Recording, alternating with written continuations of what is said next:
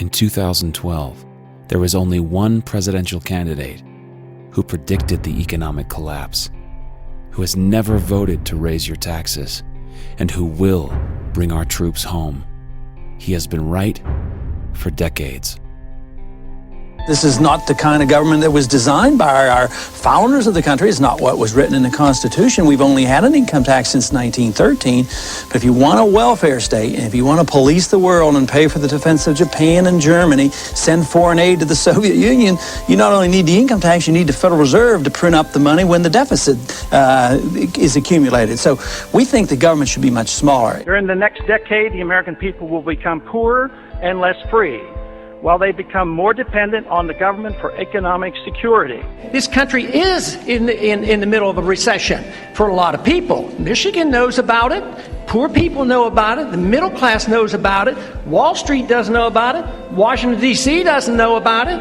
But it's because of the monetary system and the excessive spending. It's no joke. He is America's last true statesman, and he has actually been saying the same thing for the past 30 years about what our federal government needs to do to serve the people. That is, namely, follow the Constitution. The Federal Reserve credit created during the last 8 months has not stimulated economic growth in technology or the industrial section, but a lot of it ended up in the expanding real estate bubble.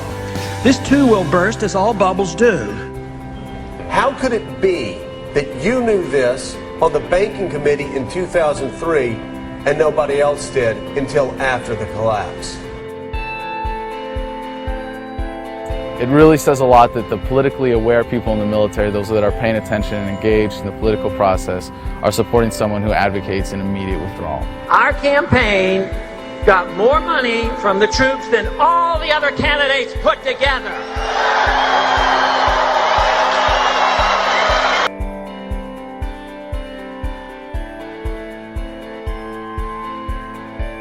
I'm a Marine Corps veteran, and I wanted to tell you why I support Ron Paul for president. It means a lot to me as a veteran to know that he's served his country in uniform and made the sacrifices that other veterans have made in the past.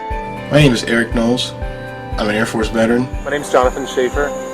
I spent 6 years in the Navy. Hello, my name is Tony Marek. I served in the Army for 8 years. I'm Al Schlegel. I'm an 8-year Air Force veteran. Hi, my name is John Jones, and I'm a U.S. Air Force veteran. There's great reason to have hope for Ron Paul's candidacy, as he's the only veteran in the Republican primary right now. The only representative in Congress that takes his oath to the Constitution and the rule of law seriously. You sign up for the military, and you sign the dotted line. You're there to defend America and the Constitution, and Ron Paul is the only person that's been doing that for a while now. I support Ron Paul because I believe he's the only candidate with the fortitude to actually stand by the Constitution. I took an oath to support defend the Constitution, and he is the only elected representative that actually takes his oath seriously. I think he's dead on when he talks about the Federal Reserve System. It's only because the government is able to print money to pay for the war that we're able to stay at war. And that act of printing money makes us all poorer. It means a lot to go out and defend our country and make those sacrifices, and it's not something that should be taken lightly.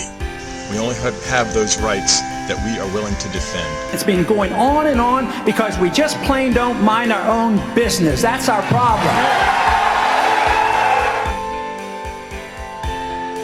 During the last campaign, I knew what was happening. You know, they mocked me for my foreign policy and they laughed at my monetary policy. No more. President Obama has 42% of voter support, and Representative Ron Paul, 41%.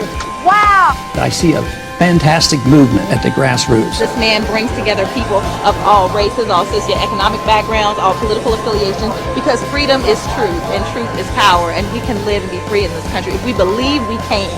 What's appealing about him overall is that he is intellectually honest and that he obviously has a lot of integrity. Ron Paul is at least not a pander, he's sincere. The reason people are worked up about Ron Paul is because they sense that he's genuine, that he's not a sellout, that he's not taking money to espouse certain positions like 99% of other politicians. The one guy in the field, agree with him or don't agree with him, who doesn't go out of his way to regurgitate talking points or change what he believes to fit the audience he's in front of. You served, as you said, 20 years in Congress, but you're not going to take a congressional pension. Right.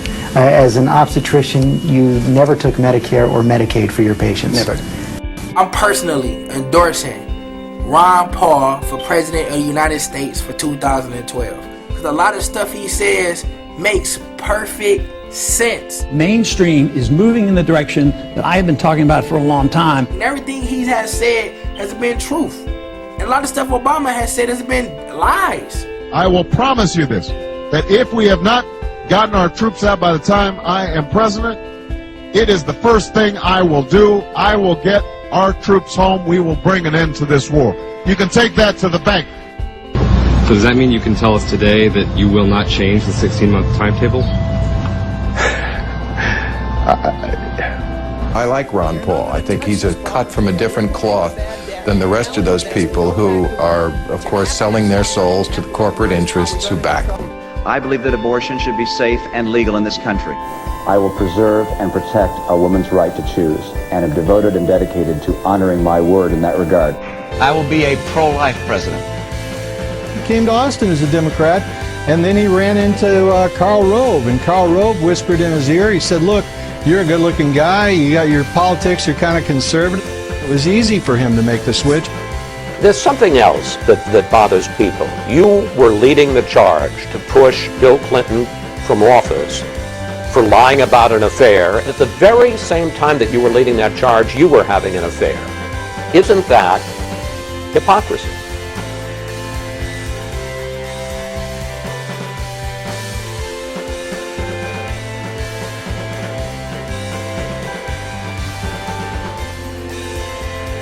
They represent the status quo.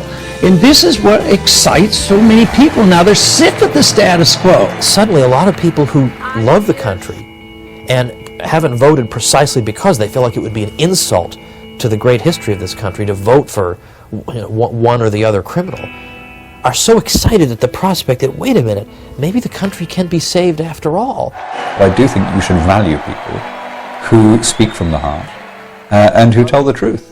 And you should also value people who honor the vision of your founders and respect the most sublime constitution devised by human intelligence. We want an America full of principled people, not people who say one thing and do something else. Ron Paul has been consistent for more than 30 years, and he's been absolutely right about the most important issues facing this country today, which means that when he's elected, we can trust that he'll actually do what he says he's going to do, and that what he does is actually going to work.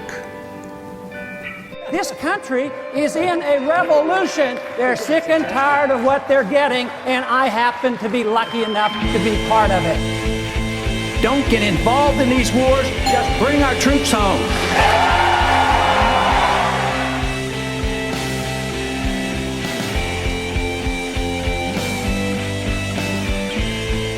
There is absolutely never a reason to give up 1 ounce of freedom for the sake of security. It won't work.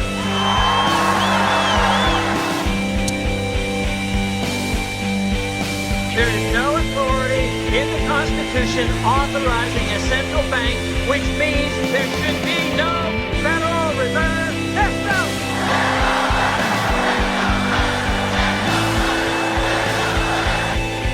An idea whose time has come cannot be stopped by any army or any government.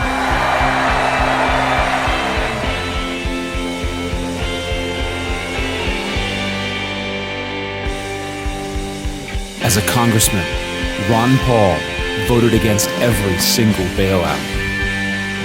He voted against Obamacare. He voted against the Patriot Act.